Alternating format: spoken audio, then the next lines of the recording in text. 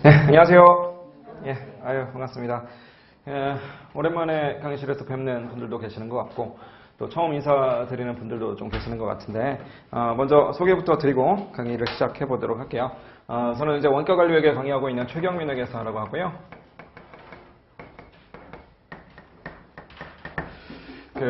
항상 이제 강의를 제가 좀 많이 하고 있긴 한데, 어떤 강의를 하든지 간에 개강하는 날이 제일 좀 긴장이 많이 되거든요. 그래서 오늘도 어제도 강의하고 그제도 강의하고 계속했지만 오늘은 이제 출근길에 조금 긴장이 되더라고요. 오늘도 처음 뵙는 그런 날이니까. 그래서 이제 아침에 출근하기 전에 제가 이제 아기가 5살짜리 아들이 하나 있는데 아기랑 대화를 하면서 물어봤어요. 제가 하도 답답해가지고 애기한테 5살짜리 아들을 앉혀놓고 아들아, 아빠가 이제 강의를 하러 갈 건데 어떻게 하면 좋은 강의, 훌륭한 강의를 할 수 있는지 한번 알려줘봐 다오. 이렇게 5살짜리 애기한테 물어봤더니 일단 강의가 뭐냐 이거부터 물어보더라고요. 그러면서 강의를 왜 하니? 그래서 강의를 왜 하냐면 아빠의 강의를 듣고 이제 듣는 사람들이 시험을 합격해야 돼서 그래서 강의를 하는 거다 이런 식으로 설명을 했더니 딱 한마디 해주더라고요. 뭐라고 하냐면 그럼 합격을 시켜 이러더라고요. 그래서 너무 정답인 거야 이게. 그래서 정말 합격을 시키는 그런 강의를 하는 게 가장 좋은 게 아니겠는가 뭐 이런 생각으로 정말로 이제 다른 어떤 것보다 여기 앉아 계시는 여러분들은 뭔가 교양으로 원가 관리 이야기를 한번 해보겠다, 아니면 뭔가 학문적인 그런 탐구에 의해서 해보겠다, 뭐 이런 게 아니라 그냥 말 그대로 세무사 시험을 좀 한번 합격해보겠다 이런 거잖아요. 그래서 합격하는 거에 주안점을 맞춰가지고 공부를 좀 같이 해볼 겁니다. 잠깐 좀 조사를 좀 해볼 건데, 저를 이제 처음 만나는 분들도 있어가지고 어떤 형태로든 간에 원가 관리에게 전혀 처음 들으시는 분 혹시 계신가요? 나 원가의 원도 모른다.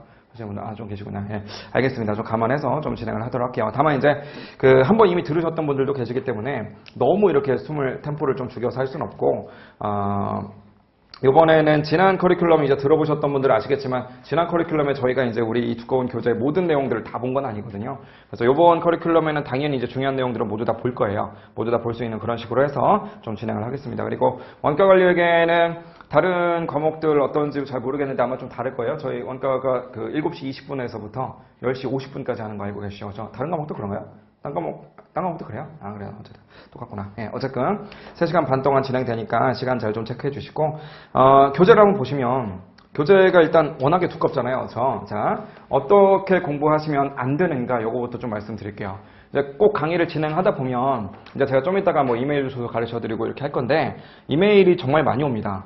이메일로 이제 질문도 많이 하시고, 그 다음에 쉬는 시간이나 이럴 때를 이용해서 저한테 질문하시는 분들 되게 많이 계시는데, 무조건 어떤 강의든지 간에 꼭 무조건 듣는 질문이 하나 있어요. 수업 시간에 봤던 거 말고 딴 거는 안 봐도 되는 거예요? 라는 질문 무조건 하시는데, 당연히 안 봐도 돼요. 그러니까 무슨 말씀을 드리고 싶은 거냐면, 이거 벌써 우리 교재 페이지가 몇 페이지예요? 이거 거의 1000페이지 가까이 돼요. 1000페이지 넘나? 하여튼 엄청난 양인데, 이거 제가 만약에 이거 다 보세요 라고 하면 어떻게 하실 거예요? 볼 수 있어요 이거?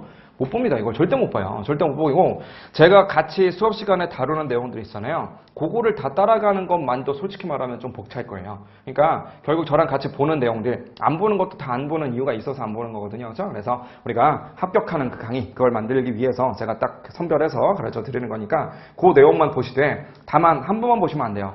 한 번만 보시면 안 되고 반복해야 됩니다. 뭐든지 한 번 봤을 때는 다 이해가 되는 것 같거든요. 그런데 장담컨대 한 3일 지난 다음에 다시 보면 또 새로워요. 그래서 반복을 많이 하는 거, 그게 가장 중요합니다. 그래서 지난 커리큘럼 때도 이제 말씀을 드렸던 부분이긴 한데, 그래도 처음 뵙는 분들도 있으니까 다시 한번 좀 말씀드리자면, 합격을 하기 위해서는요, 방법은 그냥 딱 하나밖에 없어요. 합격을 하기 위한 방법은 그냥 학원에 열심히 꾸준히 나와서 강의 빼놓지 않고 잘 듣는 겁니다. 학원에 무조건 나오셔야 되고요. 그냥 비가 오나 눈이 오나, 아니면 몸이 좀 컨디션이 안 좋더라도 어지간한 경우 아니면 무조건 나와서 강의 다 들으셔야 돼요. 피치 못할 사정으로 강의를 못 나왔다라고 한다면 동영상 다 제공되잖아요. 그래서 온라인으로라도 무조건 강의는 다 따라잡으셔야 됩니다. 강의 당연히 다 들으셔야 되고요. 그거 플러스로 뭘 좀 해야 되는 거냐면, 아까 전에 반복이 중요하다라고 말씀드렸는데, 반복한다는 건 결국 뭘 하자는 거냐면 복습을 하자는 거야. 복습. 예습 이런 건 하는 거 아니에요. 예습은 누가 하는 거냐면 그냥 초중고생들이나 그냥 예습하는 거고, 우리는 예습할 시간 없습니다. 예습하면서 뭘 하겠다라고 해봤자 도움되는 거 거의 없어요. 그냥 한번 봤던 내용을 한 번 더 반복하는 거. 그러니까 예습할 시간이 있으면 복습을 한 번 더 하는 거. 이게 훨씬 더 효율적이다. 이런 말씀을 드리고 싶고요. 강의를 꾸준히 듣고 복습 열심히 하면 무조건 합격하게 돼 있어요. 근데 왜 합격을 못하는 사람들이 생기느냐? 이거 하기가 되게 힘든 거예요, 사실은. 무슨 말씀인지 아시겠어요? 자, 지난번에도 뭐 말씀드렸던 얘기긴 한데 사실 합격하는 거 말고요. 몸짱 되는 법, 이거 되게 쉬워요. 배에 복근 생기는 법, 왕자 생기는 법, 이거 어떻게 하면 되는지 아세요? 그냥 헬스장 맨날 가시고요. 하루도 빠짐없이 헬스장 가시고요. 그 다음에 밤에 치킨 시켜 드시지 마시고요. 술 같은 거 절대 드시지 마시고요. 채식 위주로만 하시고요. 그런 식으로 한 2년 살면 무조건 몸짱 돼요. 근데 몸짱인 사람 제가 딱 보기에 별로 없는 것 같은데 이거 뭐 왕자 있고 뭐 이런 사람 잘 없잖아요. 자, 왜 없냐면 사실은 이게 헬스장 맨날 간다. 그 다음에 뭐 밤에 뭐 야식 안 먹는다. 이렇게 한다는 것 자체가 생각보다 너무 어려운 일이에요. 그러니까 강의만 열심히 듣고 복습 열심히 잘하면 돼. 아니 저 말은 누가 못하냐 싶겠지만 이것만 잘하셔도 합격하는데 이거 지킨다는 게 되게 어려운 일이다. 뭐 이런 말씀을 좀 드리고 싶어요. 그래서 이것만 꾸준하게 잘 버티는 사람, 이런 사람이 승리한다. 이렇게 좀 말씀을 드리고 싶고요. 방금 전에도 이제 강의 들어오기 전에 이제 그 강의 들으시는 한 분을 우연히 만났는데 너무 피곤해 보이시더라고. 그래서 아니 어디 아프신가요? 이렇게 피곤하신가요? 이렇게 딱 물어봤더니 어저께 공부를 하는데 너무 공부가 잘 되더래요. 공부가 너무너무 잘 돼갖고 나름대로 필 받아가지고 새벽까지 공부를 했대요. 그랬더니 오늘 아무래도 좀 컨디션이 조금 안 좋다는 거야. 그렇게 하면 되겠어요? 안 되겠어요? 아니에요. 그냥 우리는 꾸준하게 가야 돼. 꾸준하게. 그냥 시간을 딱 정하세요. 대부분 이제 직장인 분들이시다 보니까 아무래도 그 루틴하게 간다는 것 자체가 조금 어려울 수도 있다는 거 알고는 있는데 그래도 그런 와중에도 내가 이제 직장 퇴근하면은 몇 시 정도 되니까 몇 시부터 몇 시까지는 무조건 내 앞에 책이 있어야 된다. 이걸 좀 정하시고요. 그 루틴한 거를 무조건 끝까지 가져가셔야 돼요. 무슨 말이냐면 공부가 좀 잘 된다라고 해서 한두 시간 더 붙인다라고 해봤자 그거 큰 도움 안 돼요. 그냥 차라리 그냥 그 시간까지 딱 해서 컨디션 관리하시고 그 다음날에 조금 컨디션이 덜 좋다라고 할지라도 어쨌건 간에 그 시간까지는 무조건 버티고 앉아있는 거죠. 무슨 말인지 아시겠죠? 그렇죠? 하지만 이제 공부를 수험 기간이라는 게 뭐 다음 주에 당장 시험 보거나 그럴 게 아니라 1년 동안 쭉 하셔야 되다 보니까 하다 보면 그거를 이제 지키기가 힘들 때도 있어요. 근데 될 수 있으면 스트레스가 좀 쌓이니까 이걸 좀 풀어야 되겠다 이런 것들은 언제 하시는 거냐면 그것마저도 날짜를 정하세요. 그냥 뭐 예를 들어서 나는 뭐 일요일 저녁 때 일요일 뭐 6시 이후로만 내가 어떤 거를 통해서 스트레스를 푼다. 뭐 이런 거 그냥 정하시고 그것만 하시고요.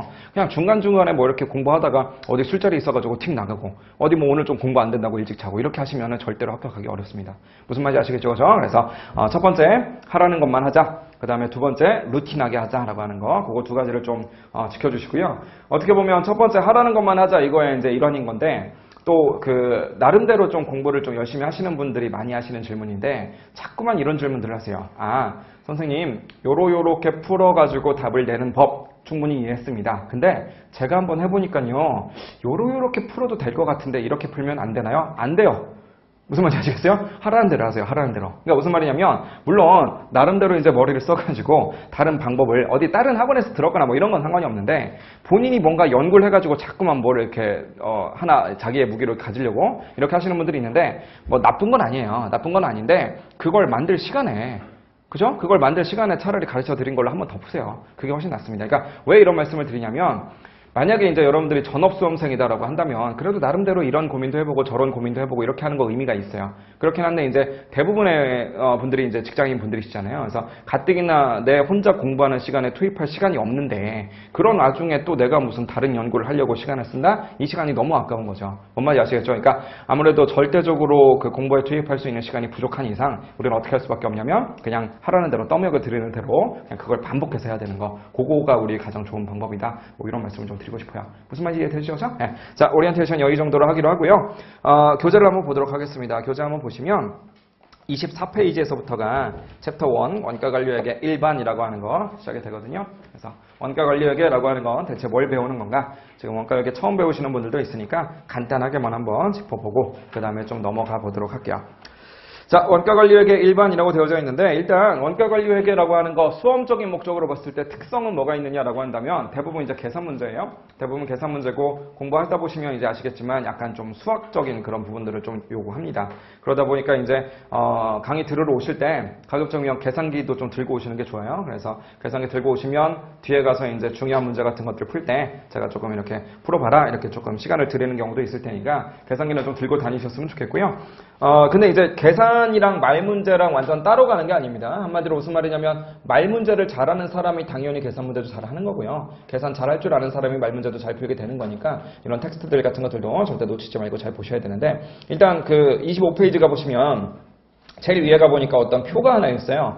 그래서 표를 한번 구경해 보니까 왼쪽에는 재무회계라고 되어져 있고 오른쪽에는 관리회계라고 되어 있는 거 보이시죠? 자, 우리 재무회계는 아마 뭐 김승철 선생님을 하시나요? 김승철 선생님이 아마 중급회계 이런 것들 가르쳐 주실 거예요. 그래서 회계 원리, 그 다음에 중급회계, 뭐 고급회계 이런 식으로 잘라놨는데 그건 이제 다 뭉뚱그려서 재무회계 이렇게 부르는 거죠.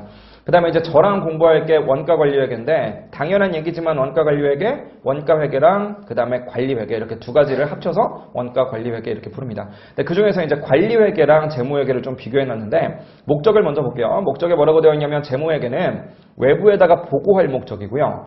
관리회계는 내부 관리 목적이래요. 이건 이름만 딱 봐도 알지. 관리회계인 거니까 당연히 내부 관리 목적이거든요. 그러니까 우리가 재무회계는 왜 배우냐면 재무회계에서 우리가 하고 싶은 건 뭐냐면 재무상태표, 손익계산서 등등 이런 것들을 만들어 보자는 거예요. 그거 도대체 왜 만듭니까? 라고 한다면 우리 회사에 있는 사람들 자기네들끼리 보고 뿌듯해하자 뭐 이런 게 아니라 밖에 있는 사람들한테 우리의 상태를 좀 알려주자 뭐 이런 컨셉이라고요. 그렇죠? 그러다 보니까 재무회계라고 하는 건 외부적으로 보고할 목적인 건데 관리회계는 그게 아니라 그냥 우리끼리 말 그대로 내부적으로 관리하자 이런 목적입니다. 자, 거기 내부관리 목적이라고 되어 있는데 내부관리라고 하는 건 결국 우리가 둘 중에 하나입니다. 1번, 2번 둘 중에 하나를 배우는 거예요. 그래서 관리회계는 결국 저랑 이제 크게 두 가지 흐름의 주제를 배우게 될 겁니다. 이미 배우셨던 분들은 아시죠? 첫 번째 뭐 배우는 거예요? 내부관리. 뭐 하자는 거예요? 내부관리는? 저랑 봤던 분들 아니신가요? 자, 분명히 저는 구면인 것 같은데. 자, 내부관리 뭐 하는 거예요? 첫 번째로 의사결정하는 겁니다. 그렇죠?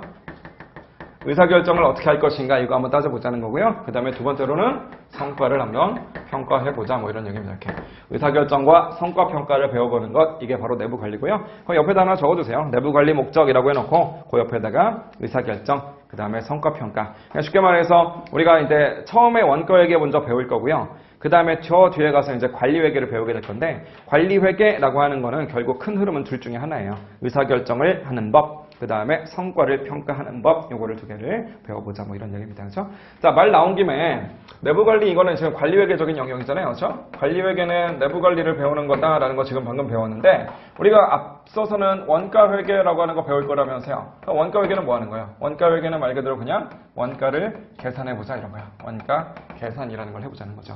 그러니까 여러분들은 이제 주체를 한번 생각해 보세요. 주체라는 건 누구냐면 원가회계에서 말하는 원가 계산은 말 그대로 그냥 실무진들 뭐 대리급이나 이런 사람들이 있잖아요. 그런 사람들이 하는 거예요. 대리 과장 뭐 이런 것들이 실제로 이제 뭐 엑셀 돌리면서 이렇게 하면서 그냥 우리 회사에서 뭔가 이런저런 것들 만들었는데 걔네들이 이제 하나당 얼마짜리라고 해야 될 것이냐 뭐 이런 것들 정하자라고 하는 건데 어떻게 정해야 되는지 모르겠잖아요. 그래서 그런 이론적인 것들을 한번 배워보자라고 하는 것이 바로 원가 회계다 이렇게 보시면 되겠고요. 관리회계는 누가 보는 거겠어요? 관리회계는 이제 사장급에서 보는 거예요. 이렇게 좀 높은 사람들이 뭔가 이렇게 조금 우리 회사에서 뭔가 운영을 하다 보니까 의사결정해야 될 일이 생겨요. 당연히 뭔가 이렇게 회사를 경영하다 보면 A나 B 둘 중에서 뭔가 하나를 선택해야 될 날이 올 거 아니겠어요? 당연히 그거 선택을 그냥 감 잡는 대로 한다라고 하는 것보다도 뭔가 좀 이론적인 체계가 있으면 좋겠죠. 그렇죠? 그래서 의사결정을 좀 더 합리적으로 할 수 있는 방법 이걸 좀 배워보자는 거고요. 두 번째로는 이제 우리 그 직원들 열심히 일했으니까 성과를 좀 평가해주고 보너스도 주고 이렇게 해야 될 거 아니겠어요? 그렇죠? 그래서 그런 방법 좀 공정하게 성과 평가할 수 있는 방법 뭐 있을까? 이런 것들을 한번 배워보자는 게 바로 성과평가입니다. 무슨 말인지 아시겠죠? 그렇죠? 그래서 정말 솔직하게 말씀드리면 그 원가회계는요. 그냥 여러분들이 시험 볼 때만 딱 공부하시고요. 그 다음에 시험 보고 나서 끝나고 나서 펜 딱 놓잖아요. 그럼 그 뒤로는 솔직히 별로 쓸 일 없어요.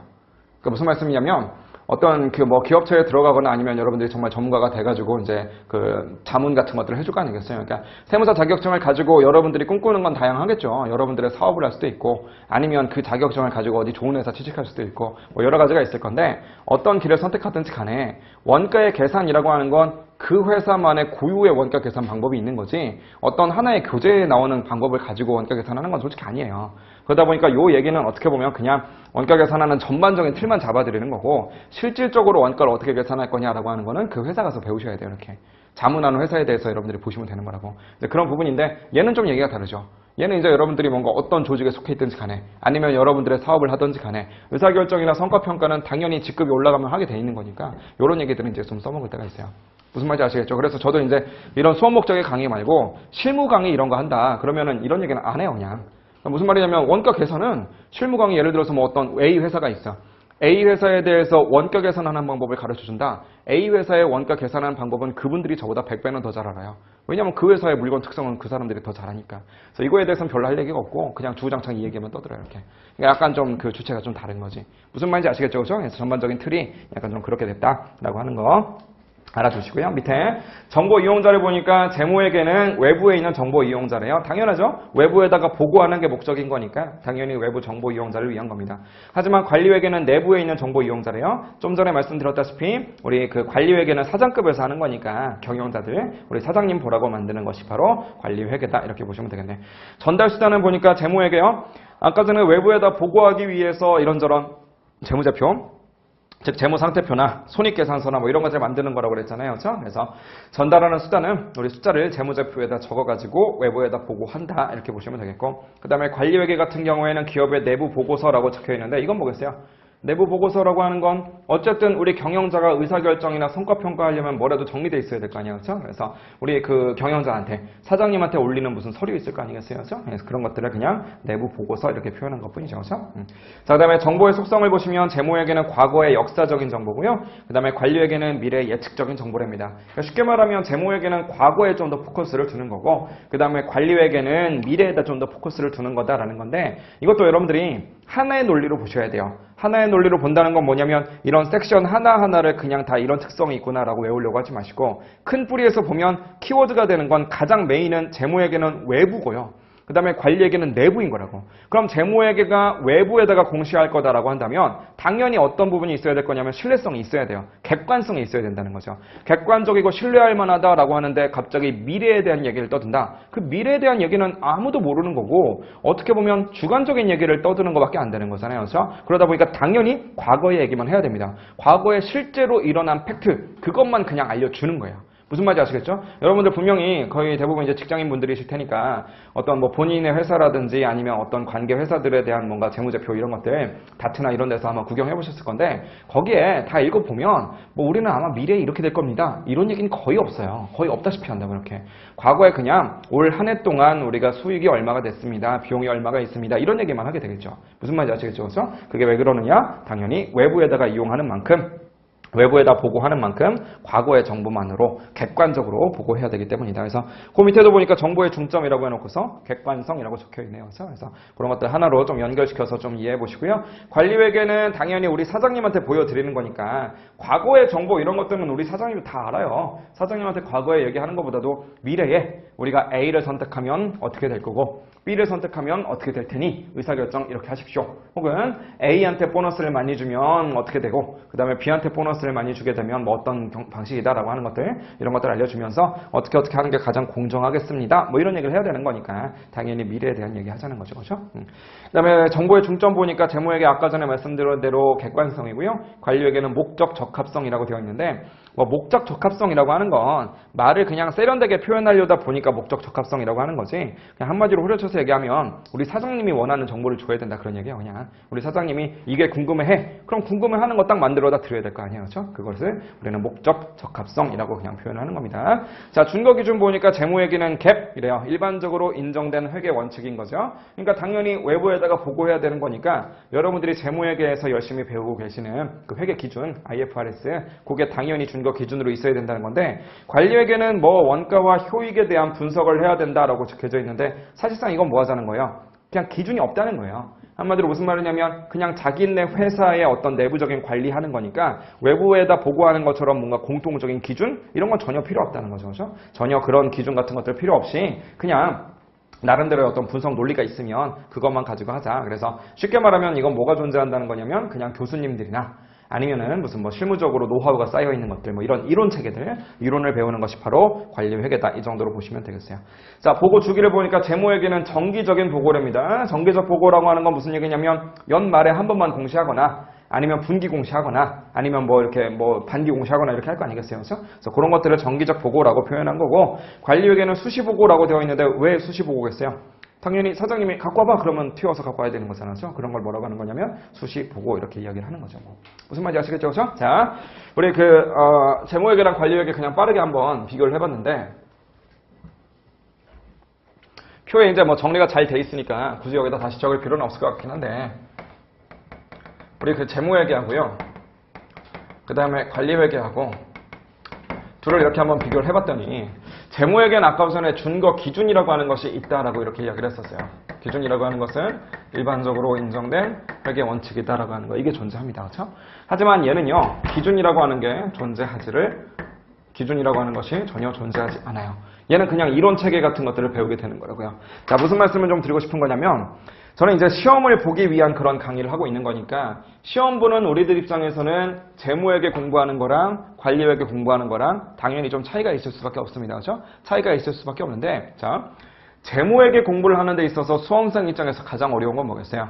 재무회계가 가장 까다로운 건 뭐냐면, 얘는 계정이 존재합니다. 계정이 돼요. 바뀌어요, 자꾸만. 올해도 되게 많이 바뀌었거든요. 제가 예전에 회계사 공부할 때 봤던 재무회계 교재하고요. 지금 여러분들이 보고 계시는 재무회계 교재하고는 완전 달라요. 그동안 너무 많이 바뀌어 있는 거죠. 그래서 전혀 이게 다른 얘기고, 제가 옛날에 회계사 시험 볼 때는 사실은 그때는 IFRS가 들어오기 전이었으니까 아예 여러분들 보시는 거랑은 전혀 다른 그런 기준들을 배웠었어요. 그러다 보니까 이제 실무적으로 얘기를 하려면 저희들도 계속 공부를 해야지 가르칠 수 있거든요. 그래서 어쨌든 개정이 좀 있다 보니까 수험생들 입장에서 이런 부분도 따라가야 되다 보니까 좀 까다로워요. 올해 시작을 했으면 올해 무조건 합격을 해야 되겠어요? 아니면 올해 맛만 보고 내년쯤을 노려보자 이렇게 해야 되겠어요? 내년에는 또 다른 걸 공부하게 될 거예요. 다 바뀌어 있으니까. 무슨 말인지 아시겠어요? 더 심한 건 뭐냐면 세법. 세법은 정말 많이 바뀌어요. 무슨 말인지 아시겠죠? 저 세법은 계속 바뀌는 거니까 당연히 한번 칼을 빼들었으면 그 해에 무조건 다 붙으셔야 된다. 이런 각오로 공부를 하셔야 되겠어요.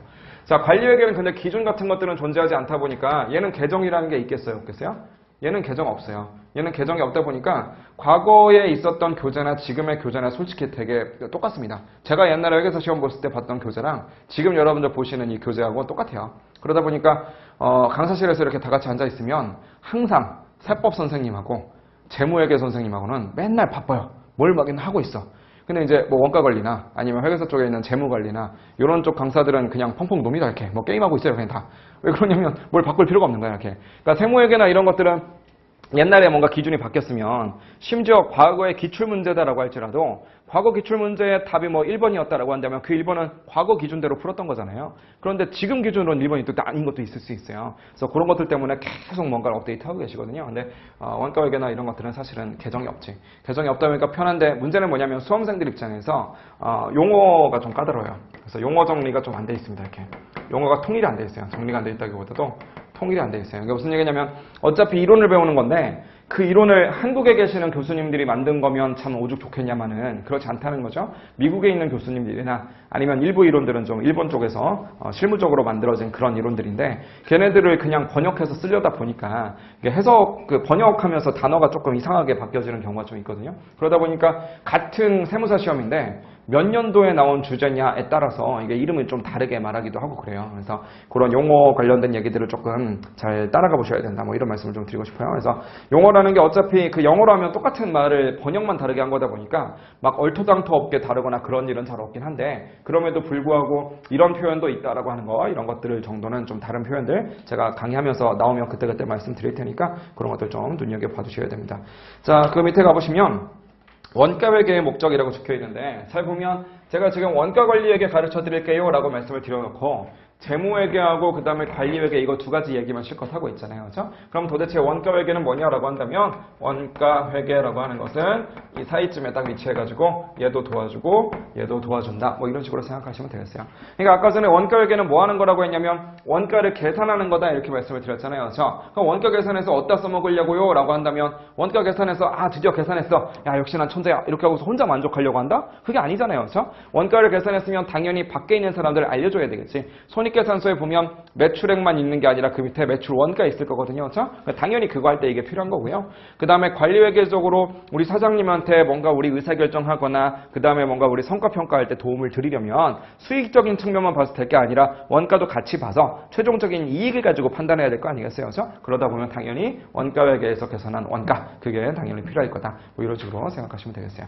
이해되셨죠? 무슨 말인지 그렇죠? 자, 그래서 원가회계랑 그다음에 재무회계랑 관리회계 이런 것들 한번 비교를 해봤고요. 그 밑에 가보시면 원가회계의 목적이라고 해놓고 다음 페이지 가보시니까 동그라미 1번, 2번, 3번 있습니다. 1번, 2번, 3번 가보시면 1번에서는 일단 원가회계라고 한다면 제일 첫 번째 그 목적은 뭐냐면 제품의 원가를 계산하는 거래요. 그러니까 원가회계의 목적은 뭡니까? 라고 한다면 아니 원가 계산하려고 하는 거죠? 이렇게 하시면 돼요. 이게 가장 메인 되는 목적인 건데 2번하고 3번은 뭐냐면 아까 전에 원가회계라고 하는 게 누굴 도와줄 거냐면 관리회계를 도와준다면서요. 근데 관리회계에서 해야 되는 게 두 가지라면서요. 그게 뭐였어요? 의사결정과 성과평가. 한마디로 여기서 원가 계산에서 얘를 도와준다는 얘기는 의사결정과 성과평가를 하기 위해서 원가를 계산한다. 이렇게 보시면 되는 거니까 1번, 2번, 3번 이렇게 세 가지 목적이 있다. 이렇게 이야기를 하는 겁니다. 이해되시죠? 자, 그 다음 밑에 26페이지 보시면 동그라미 3번에 제품의 원가 계산이라고 해놓고 가로 1번에 생산 형태에 따른 분류라고 되어 있는데 1번, 2번에 보니까 무슨 뭐 개별 원가 계산, 종합 원가 계산 이런 것들 나와 있고요. 가로 2번에 보니까 원가의 측정 시점에 따른 분류라고 해놓고 실제 원가, 정상 원가, 표준 원가 이렇게 나와 있네요. 3번에 보니까 원가 범위에 따른 분류라고 해놓고 1번하고 2번에 전부 원가, 변동 원가 뭐 이런 식으로 나와져 있는데 자 이미 한번 들으셨던 분들은 숙제입니다. 여기 있는 것들을 오늘 집에 가서 한번 읽어보셔야 돼요. 이미 한번 들으셨으니까 이미 저랑 원가관리회계 예전 커리큘럼에서 한번 들었던 거 시간이 꽤 지났거든요. 시간이 꽤 지났으니까 당연히 많이 까먹으셨을 거라고. 까먹었는데 지금 제목 읽어보니까 아 맞다 이런 게 있었지 이런 생각이 좀 들잖아요. 그래서 뒤에 있는 말들 한번 읽어보시고요. 그 다음에 이런 것들 맞다 이런 거 있었고 대충 이렇게 하는 거였어 요 정도 감을 잡고 계시면 그걸로 충분해요. 괜찮아요. 옛날에 했던 것들 까먹었다고 해서 스트레스 하지 마시고 지금 어차피 까먹을 거 알고 커리큘럼 한번 더 하는 거니까 다시 들으시면 돼요. 근데 다만 만약에 딱 읽어봤는데 처음 들어보는 말 같은데 이런 생각이 든다라고 한다면 무조건 그 챕터 한번 가서 줄 그어놓은 거 한번 읽어보시고 그 다음에 심한 경우엔 예제도 한번 풀어보시고 뭐 이런 식으로 한번 하세요. 무슨 말인지 아시겠죠? 그렇죠? 하지만 그냥 이런 거 있었던 것 같은데 구체적으로 뭐 어떻게 했었는지 좀 세부적인 내용이 좀 가물가물한데 그렇다라고 한다면 오케이 그 정도면 훌륭하신 거예요. 무슨 말인지 아시겠죠? 그렇죠? 가끔 질문하시는 분들이 아니 지금 뭐 예를 들어서 시간이 꽤 지나가지고 뭐 한 10장 보고 있어요. 10장 보고 있으면 9장, 10장 이런 내용들은 충분히 알겠는데